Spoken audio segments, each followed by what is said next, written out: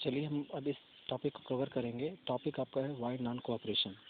आपको पता है रॉलेट सत्याग्रह जब लॉन्च किया गया था तो रॉलेट सत्याग्रह के रिस्पॉन्स में ब्रिटिश गवर्नमेंट ने इंडियन पे बहुत सारे वायलेंस या रिप्रेशन फेस किए थे, जिसकी वजह से वो आंदोलन जो है शांत हो गया। प्लस महात्मा गांधी ने फील किया था कि इंडिया में अगर ब्रिटिश गवर्नमेंट को टफ चैलेंज देना है या इंडिया में ब्रिटिश गवर्नमेंट को रिमूव करना है तो उसके लिए कोई बहुत बड़ा आंदोलन या ब्रॉड बेस्ड मूवमेंट स्टार्ट करना है, कोई मैसिव मूवमेंट स्टार्ट करना है। और उस आंदोलन में ये केवल ब्रॉड बेस्ड मूवमेंट नहीं होना चाहिए, उस आंदोलन को सफल करने के लिए हिंदू मुस्लिम यूनिटी भी इंश्योर करना चाहिए, तभी जाकर इंडिया में ब्रिटिश रूल कोलैप्स या ख़त्म किया जा सकता है। तो सबसे पहले गांधी ने 1920 में जब आंदोलन को स्टार्ट करने का मन बना लिया तो उसके पहले उन्होंने किताब लिखा था हिंदू स्वराज, और हिंदू स्वराज में उन्होंने एनालाइज किया था कि ब्रिटिश इंडिया में क्यों सर्वाइव करते हैं, इंडिया में इतने लंबे समय से रूल क्यों कर रहे हैं, क्योंकि इंडियन उनको कोऑपरेशन कर रहे हैं, इंडियन को हेल्प कर रहे हैं, और इंडियन की कोऑपरेशन या हेल्प की वजह से ब्रिटिशर्स यहाँ पे सर्वाइव या एग्जिस्ट कर रहे हैं। The day Indian refuse British empire would collapse. Indians अगर मना कर दें कि आपके साथ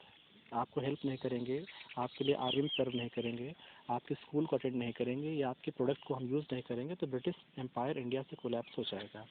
अब लिखा हुआ है कि नॉन कोऑपरेशन मूवमेंट जो है वो कैसे इतना मैसिव मूवमेंट बन जाता है। तो सबसे पहले इस चीज़ को देखिए, इस वाले पैराग्राफ में, इसी पैराग्राफ में क्वेश्चन आपका बनता है।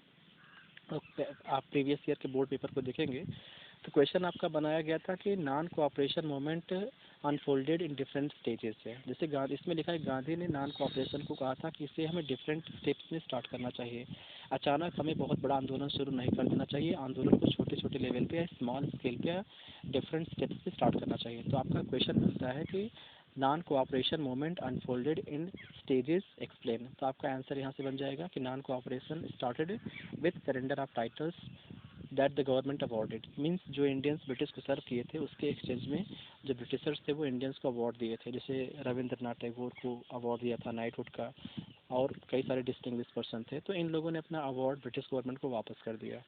उसके अलावा ब्रिटिश गवर्नमेंट के लिए जो लोग आर्मी में, पुलिस में, कोर्ट में या इलेक्टेड मेंबर बन रहे थे, उन्होंने कहा कि हम आपके लिए इसमें आपको सर्व नहीं करेंगे। मीन्स इंडियंस ने उसका बायकॉट किया। उसके अलावा क्या किया गया, उसके अलावा ये भी नॉन कोऑपरेशन में कहा गया कि ब्रिटिश गवर्नमेंट अगर रिप्रेशन या वायलेंस यूज़ करती है तो फुल सिविल डिसोबीडियंस, मीन्स ये जो आंदोलन है वो ऑल इंडिया लेवल का हो जाएगा, जिसमें सभी लोग जो हैं इस आंदोलन में शामिल हो जाएंगे। तो इस आंदोलन को बहुत बड़ा करने के लिए महात्मा गांधी और मुस्लिम लीडर शौकत अली 1920 में एक्सटेंसिवली इंडिया के डिफरेंट एरिया में विजिट करते हैं। उसके अलावा इस वाले पैराग्राफ को देखेंगे तो उसमें लिखा हुआ है कि नॉन कोऑपरेशन मूवमेंट को लेकर के जो कांग्रेस के मेंबर्स थे वो थोड़े से प्रॉब्लम में थे, है ना। मतलब वो चाहते थे कि हमें आंदोलन को शुरू करने के बजाय हमें काउंसिल इलेक्शंस में इन्वॉल्व होना चाहिए। ब्रिटिश गवर्नमेंट ने प्रपोज किया था इंडिया में इलेक्शन करवाने का, तो बहुत सारे जो इंडियन मेंबर थे कांग्रेस के वो इलेक्शन में पार्टिसिपेट करना चाहते थे। उनका ये मानना था कि अगर हम आंदोलन स्टार्ट कर दें तो हो सकता है आंदोलन की वजह से इंडिया में बहुत सारा वायलेंस होगा और इससे इंडियंस को, ब्रिटिश को नुकसान हो सकता है। तो सितंबर से लेकर दिसंबर के बीच में कांग्रेस के बीच बहुत सारा डिफरेंस या इंटेंस स्ट्रगल चल रहा था। तो ऐसा लग रहा था कि क्या इस आंदोलन को शुरू कर दिया जाएगा या शुरू नहीं कर दिया जाएगा, इस चीज़ को लेकर कोई फाइनल एग्रीमेंट नहीं हो रहा था। फाइनली दिसंबर 1920 में कंप्रोमाइज हो जाता है और नॉन कोऑपरेशन के प्रोग्राम को लेकर एग्रीमेंट बन जाता है। तो नागपुर का जो क्वेश्चन है आपका मैप बेस्ड अभी आता है कि दिसंबर 1920 में कांग्रेस का सेशन कहाँ हुआ था, उस प्लेस को आप लोकेट करिए तो नागपुर को आप लोकेट कर सकते हैं।